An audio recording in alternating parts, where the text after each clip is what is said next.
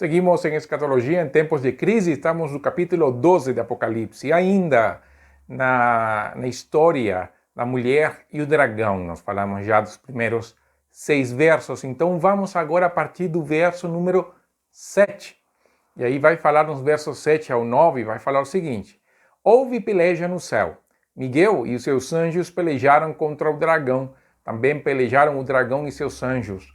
Todavia não prevaleceram, nem mais se achou no céu o lugar deles. Ele foi expulso, o grande dragão, a antiga serpente, que se chama Diabo e Satanás, o sedutor de todo o mundo. Sim, foi atirado para a terra e com ele os seus anjos. Você está lembrando, não, que o dragão arrastou a terça parte das estrelas para o céu. E aqui, então, no verso 7 ao 9, vemos que essas estrelas são os anjos. E a Bíblia vai falar do ministério dos anjos, como seres ministradores, como fala Hebreus 1,14. São todos eles espíritos ministradores enviados para serviço a favor dos que hão de herdar a salvação. Anjos, então, anunciaram o nascimento de Jesus aos pastores no Evangelho de Lucas. Anjos assistiram Jesus na oração do Getsemane. Quando Jesus estava falando com Pilatos, Jesus falou que poderia pedir uma série de legiões de anjos para auxiliá-lo, mas ele não fez. Nós vemos depois no livro de Atos que um anjo libertou Pedro da prisão. Também quando estiveram orando por ele no capítulo 12 e Pedro aparece, todos acharam que era o anjo dele. E também vemos nesse mesmo capítulo 12 que um anjo matou Herodes, porque não deu glória a Deus. E nos capítulos finais de Atos, quando Paulo está à deriva na embarcação, um anjo se aparece e fala assim: olha, Deus poupou a vida de todos. Então vemos como na Bíblia, então os anjos aparecem, não, como aqueles que auxiliam os santos.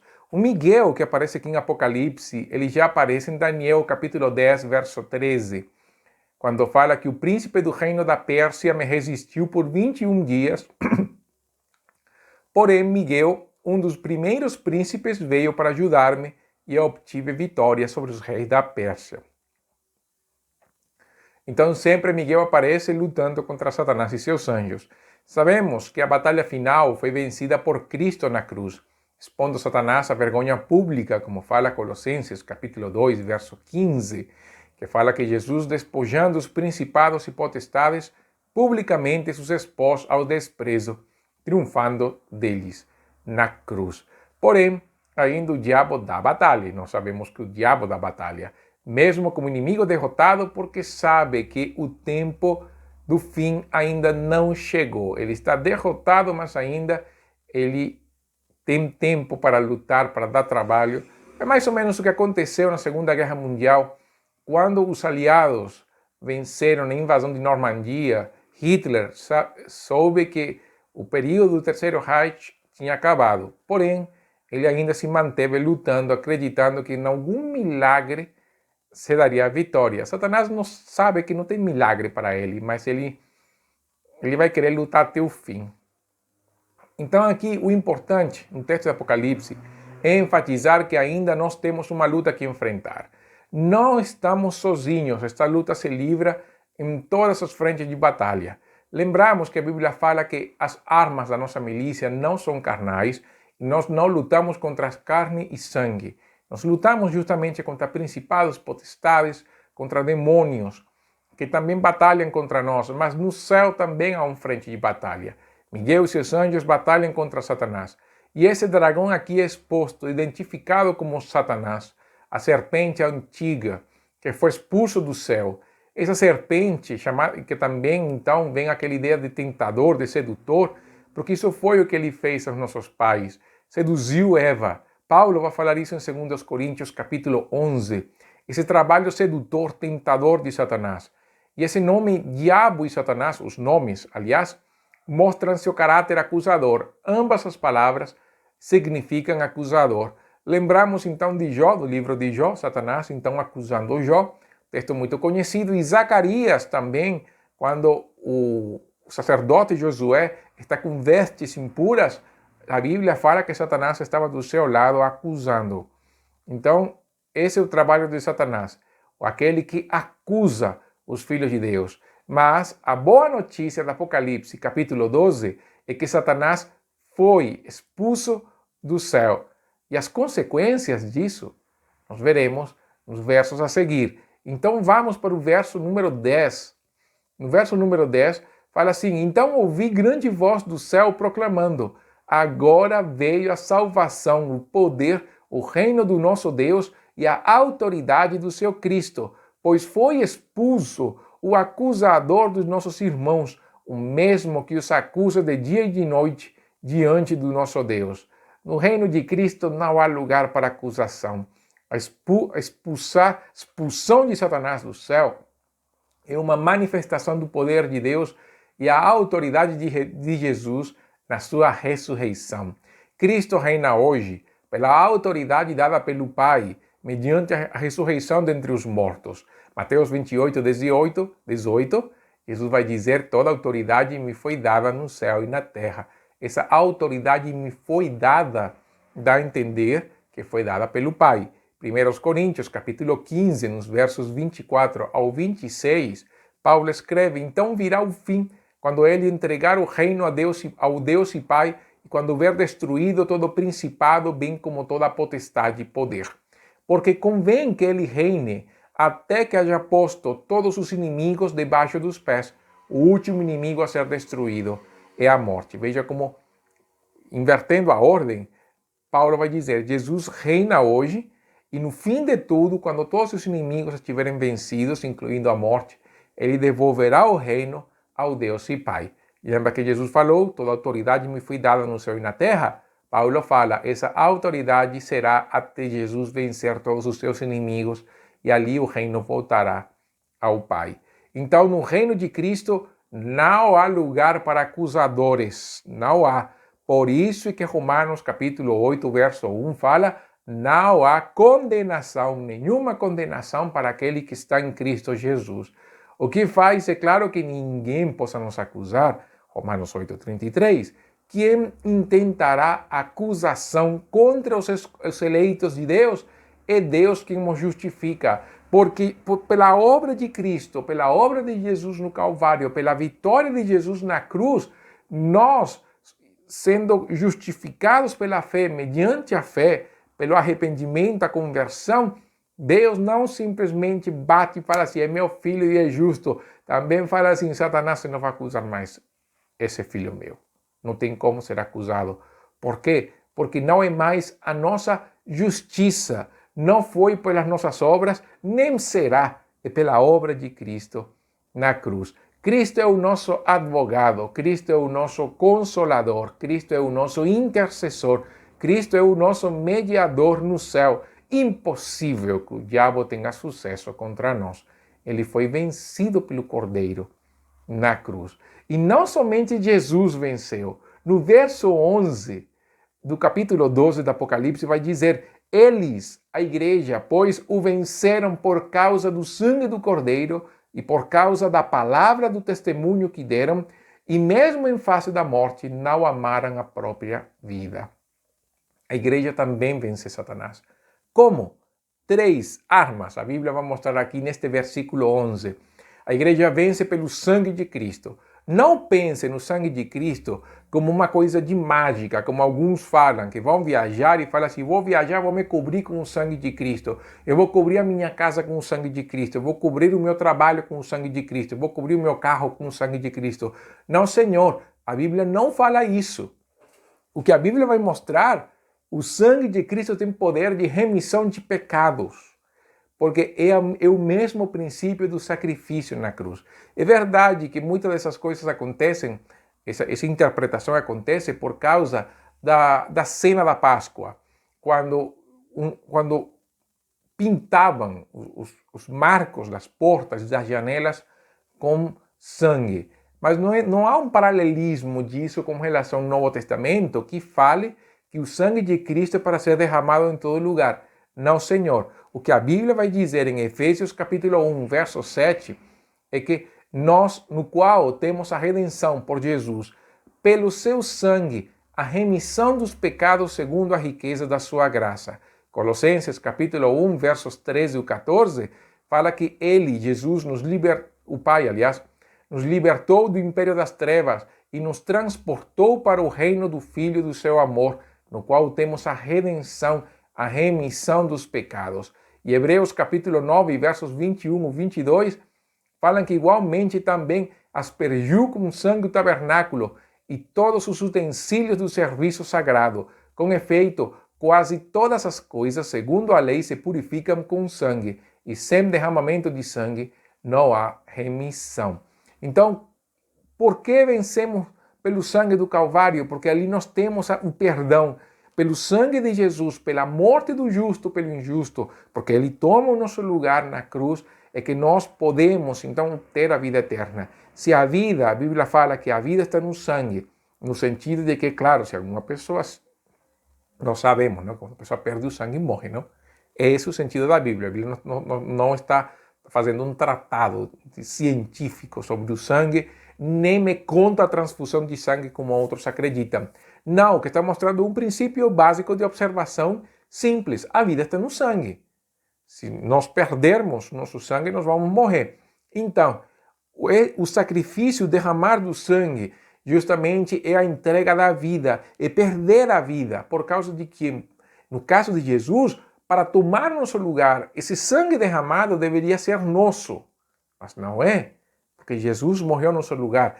Então, o seu sangue, a sua morte nos purifica por isso, porque nos dá vida. Porque quando ele morre e fala, está consumado, Deus nos dá a vida eterna, por causa da obra preciosa de Jesus. Esse sangue de Jesus é claro que é muito melhor do que qualquer outro sacrifício. Hebreus, no capítulo 9, mais uma vez, porque Hebreus, no capítulo 9, vai falar muito de sacrifício, o sacrifício de Jesus superior ao sacrifício levítico.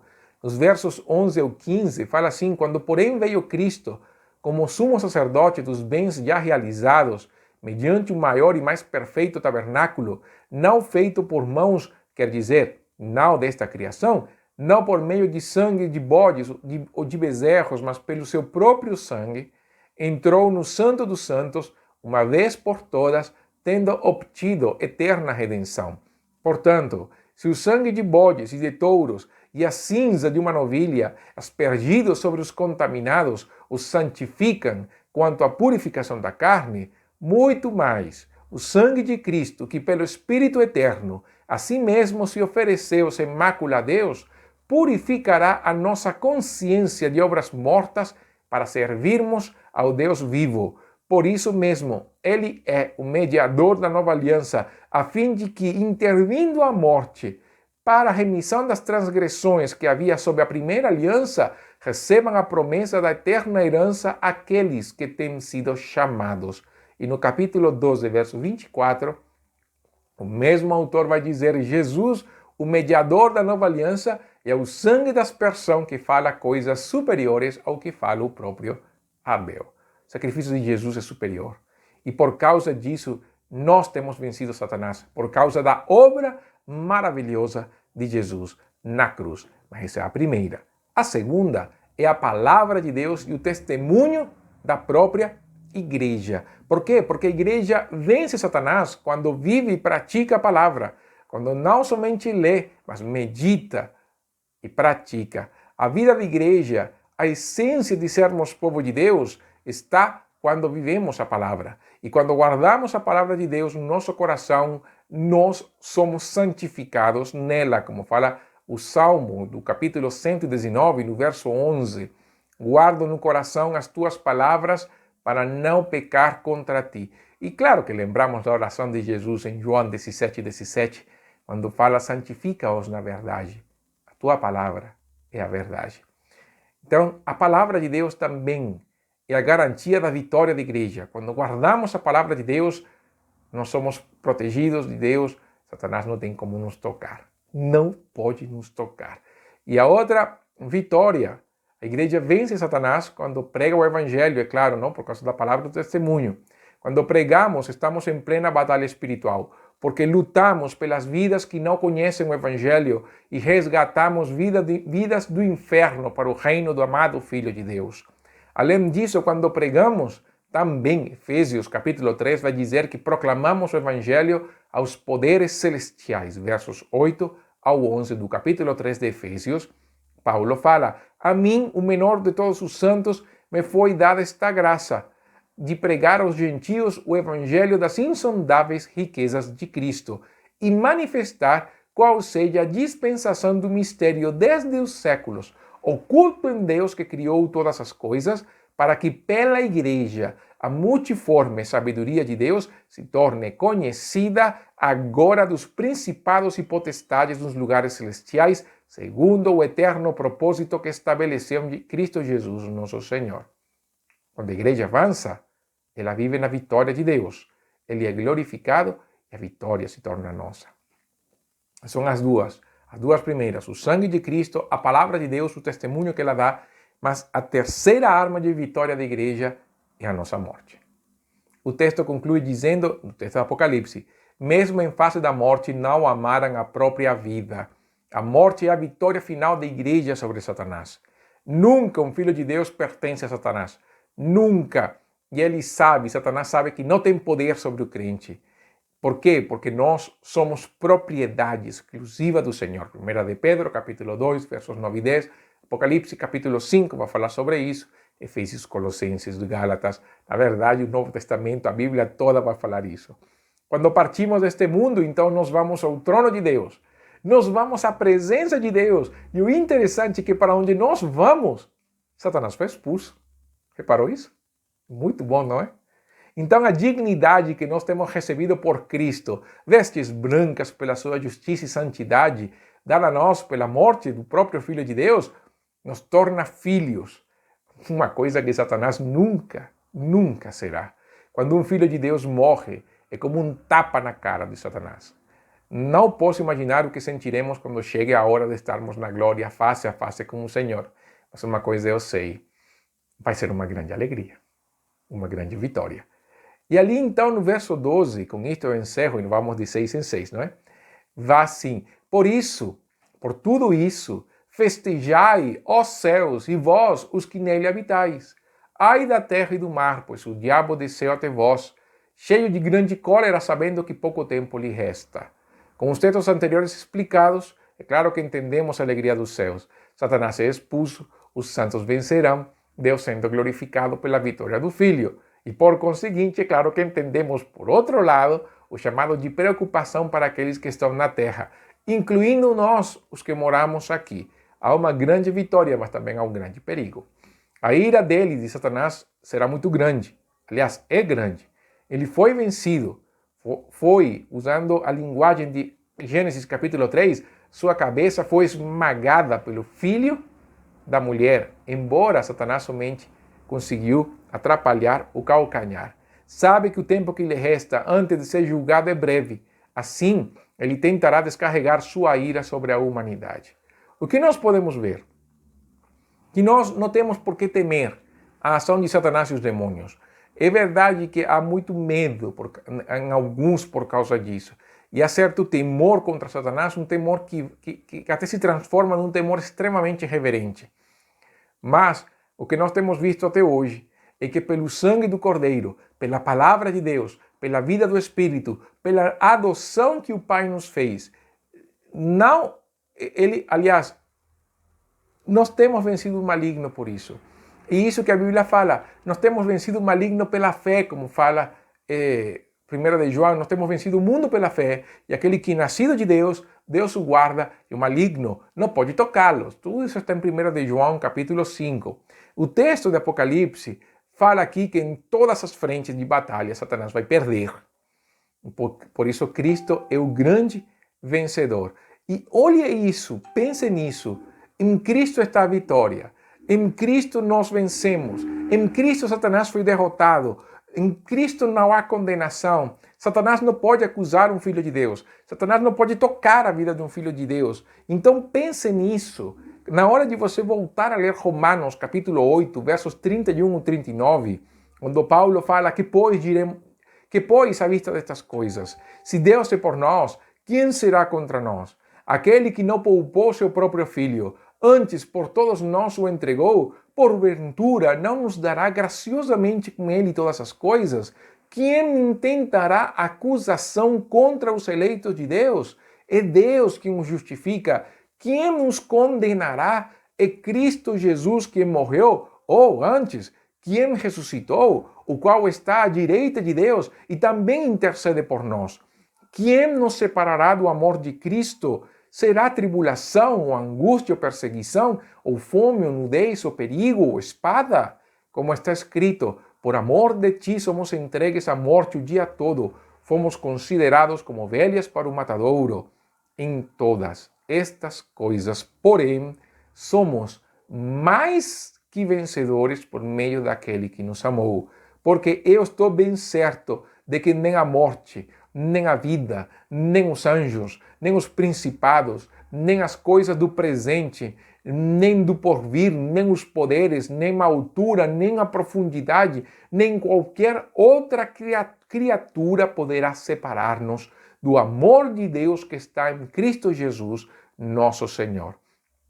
A vida então nos trará sofrimentos e lutas, mas em Cristo somos mais que vencedores, porque mesmo que este mundo nos odeie, nós temos um Pai que nos ama com um amor infinito, porque a nossa herança eterna está garantida no céu a nós, por Cristo Jesus, pela presença do Espírito Santo no nosso coração, porque a nossa esperança está no céu, onde está Cristo, e estamos unidos a Ele, como fala Colossenses capítulo 3.